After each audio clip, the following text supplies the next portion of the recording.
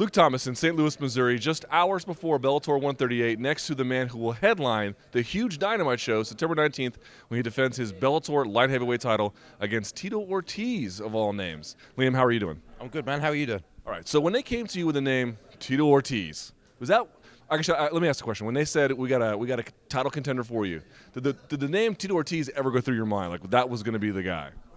Not originally, I mean, I know there's other people out there worth a title shot, but I mean, I knew Tito was there. I knew that other people were. So I mean, I didn't really mind. They could tell me whoever to fight. It's still going to be I'll fight him.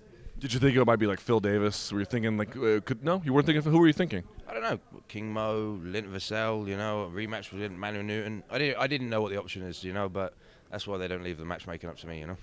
What does a match with Tito Ortiz really do for you? Do you feel like, because I think you're going to be the prohibitive favorite, so if you beat him, what does it get you? The win over the big name? What are you looking for exactly? Obviously the win, I don't mean that, but I mean the extra stuff that comes with it. I don't know, man. I'm just going to accept whatever comes my way. If the beating Tito Ortiz is going to catapult me above everyone, then sound. I'm happily accept it. And you just go ahead and mentally preparing yourself that if you beat Tito, probably going to be the winner of this four-man tournament. That's going to be next for you. Yep, that's good. Yep, I don't mind. Yeah, any one of them. In your last fight with Emanuel Newton, it was an interesting fight, right? Because there was a ton of guard work. Before they read that decision, were you ever thinking to yourself, I just don't know about this? Not that you hadn't done the proper things, but that the judges may not have recognized it. You know what? That thing did pop through my mind.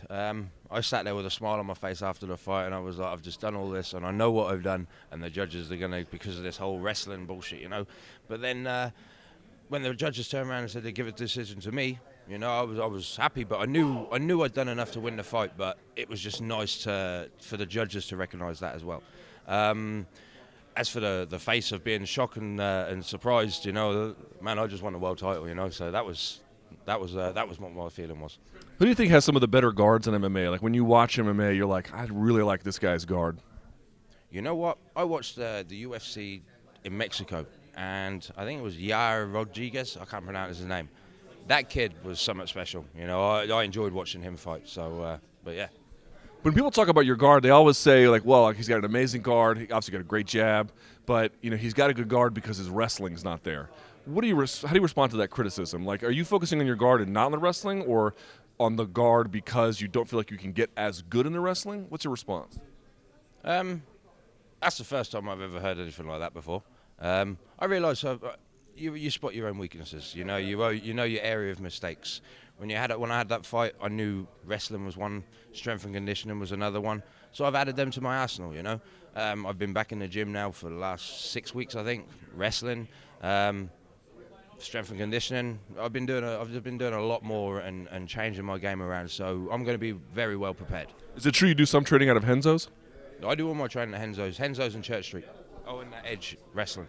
So it's more than just the Henzo's. Like you go Church Street and then Edge Wrestling. Anywhere back in the UK? No, I don't. I live in Brooklyn. Okay. Yeah. So there's no mystery about what Tito Ortiz is going to do. He's definitely going to try and wrestle you. It seems unlikely that he's going to try and out-jab you. He does have submissions as well, but that wrestling seems like the core component.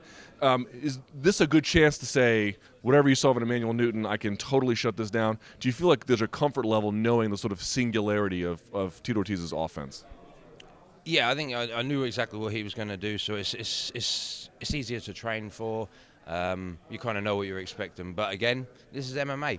Anything can happen, so I'm going to prepare for every single option. I'm not going to leave anything to risk. Liam McGeary, best of luck to you on September 19th. Appreciate your time. Thanks very much, man.